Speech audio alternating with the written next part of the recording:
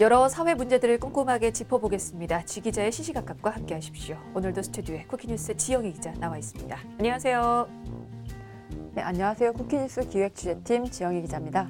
네, 자 오늘은 어떤 내용 살펴볼까요? 네, 얼마 전 위안부 피해 할머니가 또 세상을 떠나서 정부에 등록된 위안부 피해자 240명 중 생존자는 21명으로 줄었습니다. 생존자 21명의 평균 나이는 91살입니다. 아직 할머니들이 바라는 일본의 진정성 있는 사과는 이루어지지 않았지만 피해자가 없는 위안부 문제 해결을 위한 운동의 시대가 다가오고 있는 겁니다. 그래서 오늘은 위안부 문제 해결이 어디까지 왔는지 짚어보겠습니다. 네, 자 오늘은 위안부 문제 살펴볼 텐데요. 이제 할머니들에게 정말 시간이 많이 남아있지 않기 때문에 더 빠른 해결을 위한 노력이 좀 필요할 것 같습니다. 일단 짚어볼 게 최근 들어서 또 한 분이 세상을 등지셨다고요. 네, 일본군 위안부 피해 할머니 한 분이 지난 3월 30일을 별세했다는 소식이 뒤늦게 전해졌습니다. 할머니의 신상과 빈소 등은 유가족의 뜻에 따라서 공개하지 않았지만 전국에서 추모의 뜻은 전하고 있는데요. 올해 들어서 별세한 위안부 피해 할머니만 해도 벌써 4분입니다. 아, 올해만 지금 떠나신 분이 4명입니까? 네, 지난 1월 28일에는 인권운동가로서 위안부 문제 해결에 앞장서고 유엔 인권위원회에서 일본군 성노예 피해자임을 공개 증언하셨던 위안부 피해자 김복동 할머니가 별세하셨고 94세의 다른 이모 할머니도 같은 날 세상을 떠나셨습니다.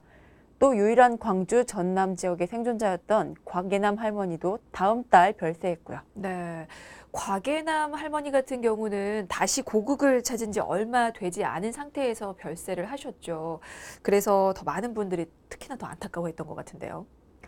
네, 곽 할머니는 1944년 봄 만 19세의 나이로 일본군 위안부로 끌려간 후 일본의 패전으로 풀려난 뒤 중국에서 60여 년을 살았는데요.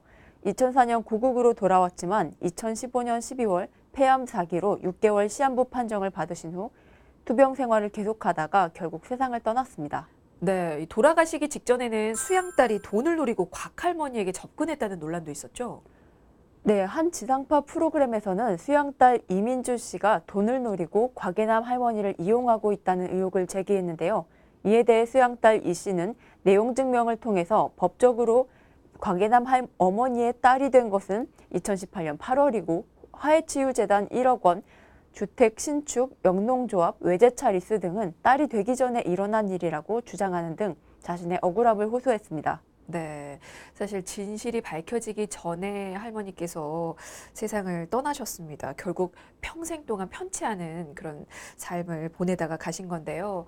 할머니들께서 이렇게 계속해서 세상을 떠나고 있기 때문에 이제는 정말 시간이 얼마 남지 않은 것 같습니다. 지금 올해만 4분께서 떠나셨다고 얘기를 했는데 모두 몇 분이 생존해 계십니까? 네, 정부 등록 위안부 피해자 중 240명 중에 생존해 있는 할머니는 21분입니다. 모두 85세 이상이시고요. 평균 연령은 91세입니다. 2009년 87명이던 생존자 수는 올해 초 4분의 1로 줄어든 건데요.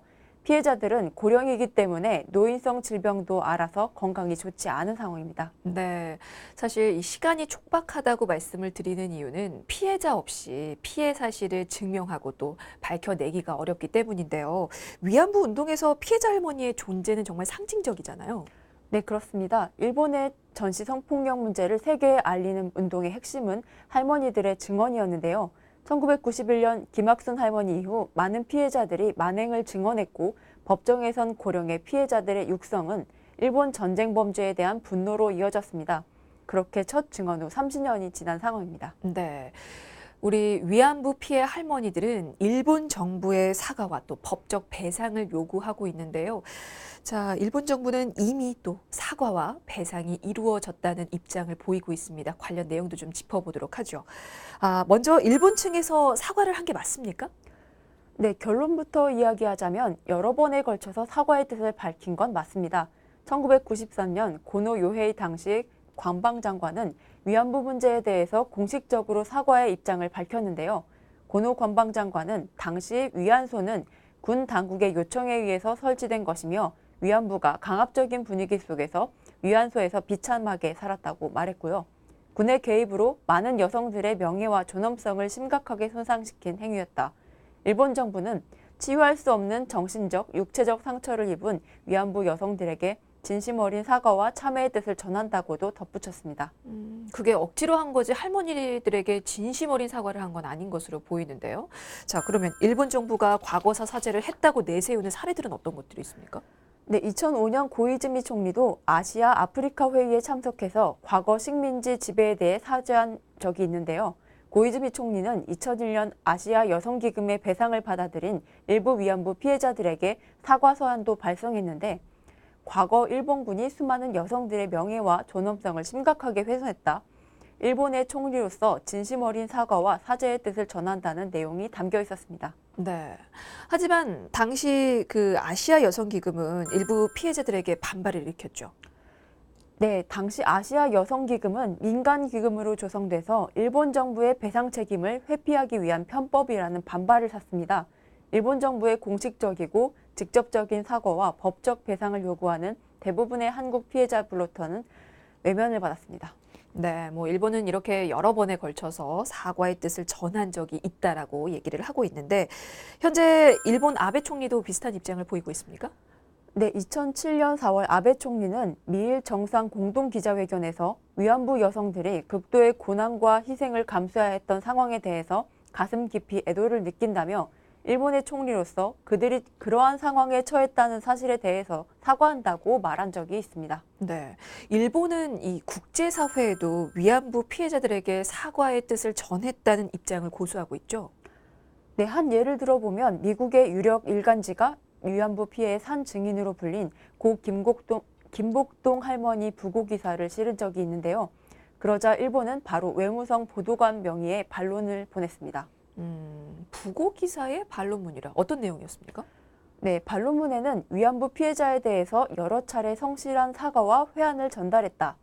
생존한 위안부 중 34명이 지원금을 받아가며 환영했다. 이런 내용 등이 담겨 있었는데요. 일본 정부는 위안부 문제를 포함한 보상 문제는 1965년 한일 기본 조약에서 해결이 끝났다는 입장을 보였습니다. 1965년이면 당시 박정희 정권이 있었을 텐데 그때 맺었던 협약으로 보상이 끝났다는 겁니까? 네, 당시 한국은 청구권 3억 달러와 경제 차관 3억 달러를 지원받는 대신 식민지배 피해에 대한 모든 배상을 포기하기로 약속했기 때문입니다. 그래서 일본은 그 협약으로 모든 보상이 끝났지만 그 후에도 계속해서 노력하고 있다는 입장을 보이고 있습니다. 그 얘기했던 계속해서 노력하고 있다라는 게 2015년에 이루어진 한일 위안부 합의를 말하는 겁니까, 혹시? 네, 일본 정부는 위안부의 명예와 존엄을 회복하고 마음의 상처를 치유하는 조치를 취하고 있다며 생존한 위안부 중 34명이 지원금을 받았다는 표현을 썼는데요.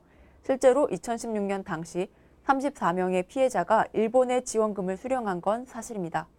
일본의 지원금은 한일 위안부 합의에 따라서 2016년 7월 출범했던 화해치유재단의 기금인데요. 당시 생존 피해자 34명과 사망자 유족 68명이 치유금 명목으로 총 44억 원을 받은 것으로 집계됐습니다. 네, 그 합의는 아직까지도 좀 논란이 되고 있는 부분입니다. 일단은 과거 조성됐던 아시아 여성기금이 민간 자금이었기 때문에 이게 꼼수라는 비판을 받았고 그리고 사실 그 기금은 일본 정부의 예산이었죠? 네, 일본 정부의 예산을 재원으로 피해자 개인에게 지급될 수 있는 돈을 받아낸 것은 처음 있는 일이었습니다. 재단은 일본이 정부 예산으로 10억 엔을 출연해 여성가족부 등 비영리법인으로 설립됐고요. 하지만 일본 정부는 합의 직후부터 재단에 출연하는 돈의 성격이 법적 책임에 따른 배상이 아니라고 강조했습니다. 네, 당시에 할머니들의 의견은 존중되지 않은 그런 합의라는 비판과 함께 면담조차 제대로 이루어지지 않았다는 의혹이 제기가 됐죠. 네, 외교부와 재단 관계자들이 피해자 면담을 부실하게 진행했고 덜어는 현금 수령을 강요하거나 적극 권유했다는 의혹이 제기됐습니다. 고령의 피해자 할머니들이 자세한 설명을 듣지 못한 채 재단 측 관계자의 설득과 회유 작업을 통해서 치유금 수령을 받아들였다는 주장도 나왔습니다. 네, 하지만 일본 정부는 그것으로 끝. 이런 입장을 보이고 있는데요. 당시 아베 총리가 유선상으로 사과의 뜻을 밝혔다고 사실 알려져 있거든요. 네, 2015년 한일 위안부 합의 직후에도 아베 총리는 박근혜 전 대통령과의 전화통화에서 위안부 피해자에게 사죄와 반성의 마음을 표현한다고 밝힌 것으로 알려졌지만 박 전 대통령과의 1대1 전화통화라는 점에서 큰 의미를 부여받지는 못했습니다. 그 전화 통화 내용을 두고 여러 단체에서 공개를 좀 요구했던 기억이 나는데 통화 내용이 공개가 됐습니까? 네, 지난 2015년 12월 한일 위안부 합의 관련해서 박근혜 전 대통령과 아베 신조 일본 총리가 전화통화 내용을 공개하라며 변호사들이 소송을 냈지만 항소심에서도 받아들여지지 않았습니다. 법원은 민주사회를 위한 변호사 모임이 요청한 정보는 대통령 기록물법에 따라서 2017년 9월 11일까지 국가기록원 산하 대통령 기록관으로 모두 이관됐다며 각하 판결했습니다. 네, 끝까지 통화 내용은 공개되지 않았습니다. 하지만 어쨌거나 일본 정부 입장에서는 반복적으로 사과를 했고 그리고 기금을 통해서 또 위안부 피해자들에게 사과했다라고 주장을 하는 거죠. 네, 맞습니다. 여러 번에 걸쳐서 정부 관료가 사과의 뜻을 전했고 한일 양국 간 위안부 합의를 최종적으로 이루었다는 겁니다. 네, 하지만 그렇다고 해서 문제가 해결된 건 아닙니다. 위안부 피해 할머니들이 바라는 건 진전성 있는 진심 어린 사과와 더불어서 그들의 잘못도 좀 인정을 하라는 건데요. 일본 정부가 국제적으로도 논란이 되고 있는 그 위안부 강제 동원 여부는 인정하지 않고 있잖아요. 네, 사실 그 부분이 가장 중요한 건데요. 여러 번 피해자들에게 사과의 뜻을 밝힌 건 사실이지만 강제동원 여부는 인정하지 않고 있습니다. 위안부는 스스로 원해서 한 것, 자발적 참여가 주를 이루었기 때문에 전쟁 범죄에 해당하는 문제는 아니라는 입장입니다. 네, 좀 어이가 없는데요. 이게 끌려간 게 아니고 스스로 원해서 위안부가 된 거라고요? 네, 아베 총리는 공개석상에서 일본군 위안부를 전쟁 범죄에 해당하는 것으로 인정한 건 아니라고 밝힌 바 있는데요. 정부가 발견한 자료 중 군과 관원에 의한 강제 연행을 직접 보여주는 기술은 발견되지 않았다는 입장에는 변함이 없다고 말했습니다. 네, 뭐 사실 많은 할머니들이 이게 스스로 원해서 간 게 아니라 끌려갔다라고 주장을 하고 있습니다. 그게 육성으로 또 자필로 전하고 있는데요. 그런데 일본 정부는 왜 그걸 인정하지 않는 걸까요? 네, 전쟁 범죄는 국제법에 따라서 처벌할 수 있기 때문입니다. 실제로 제2차 세계대전에서는 대규모 전쟁 범죄가 이루어졌죠. 그래서 연합국은 패전국인 독일과 일본의 전쟁 지도자를 독일 뉘른베르크의 국제군사재판소와 일본 도쿄의 국제군사재판소에서 재판소를 설치해서 많은 사람들을 유죄로 판결하여 형을 집행했습니다. 그 부분이 지금 피해자와 일본 정부가 계속해서 부딪히는 지점인 거죠? 네, 피해자들이 원하는 건 과거 일본 정부와 군이 강압적으로 위안부를 동원한 전시 여성 성폭력, 다시 말해서 전쟁 범죄를 저질렀다는 사실을 공식적으로 인정하고 사죄하는 겁니다. 하지만 일본은 여러 번 사과를 했을 뿐 전쟁 범죄를 인정한다는 내용은 없기 때문입니다. 이게 할머니들 증언 말고 다른 구체적인 증거는 또 없는 겁니까? 증거는 많습니다. 일본군이 위안부를 강제로 동원했다는 사실은 연합국 문서, 네덜란드 정부 조사 보고서 등 다양한 자료에서 확인되고 있고요. 피해자 증언 역시 상당한데요. 일본 정부는 직접적인 증거가 없다며 계속해서 강제동원 사실을 부인하고 있습니다. 네. 그래서 할머니들이 일본의 사과를 받아들일 수 없다라고 말씀들을 하시는 겁니다. 왜냐하면 이게 강제동원 사실은 인정하지 않은 채 형식적으로만 지금 사과를 하고 있는 거잖아요. 네, 일본 정부가 계승하고 있는 고노다마 내용을 보면 당시 위안소의 설치, 관리 및 위안부 이송에 대해서는 일본군이 직접 또는 간접적으로 이에 관여했다는 애매한 표현이 담겨 있습니다.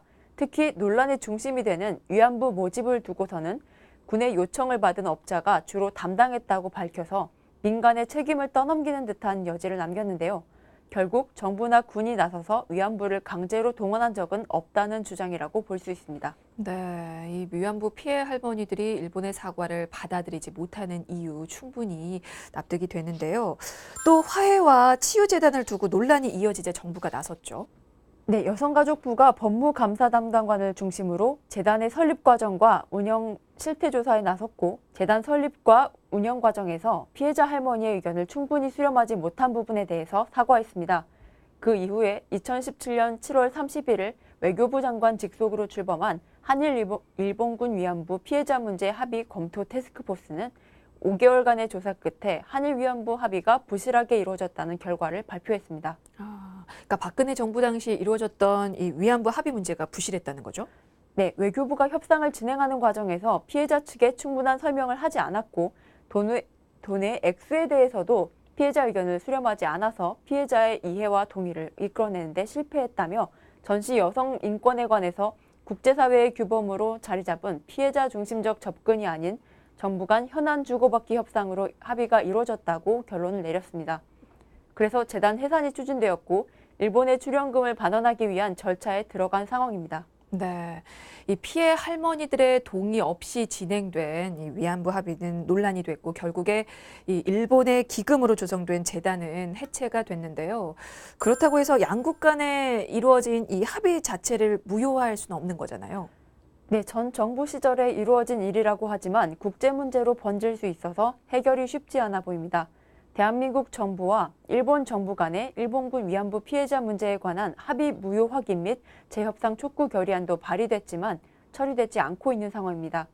일본이 스스로 강제 동원을 인정하고 피해자들에게 직접 사과하지 않는 한 논란은 이어질 것 같아 보입니다. 네, 알겠습니다. 이 위안부 피해 할머니들에게 남은 시간이 이제 많지가 않은 것 같습니다. 지난 3월 1일이죠. 서울 광화문 광장에서 열린 제100주년 3.1절 기념식에 이용수 할머니만 나올 정도로 이제 현장으로 직접 나오는 피해자들이 점점 줄고 있는데요. 위안부 피해 할머니들이 모두 떠나기 전에 그 한들을 좀 풀어드릴 수 있었으면 하는 바람이 듭니다. 자, 오늘 지기자의 시시각각 여기서 마무리 짓겠습니다. 지금까지 쿠키뉴스 지영희 기자였습니다. 고맙습니다. 감사합니다.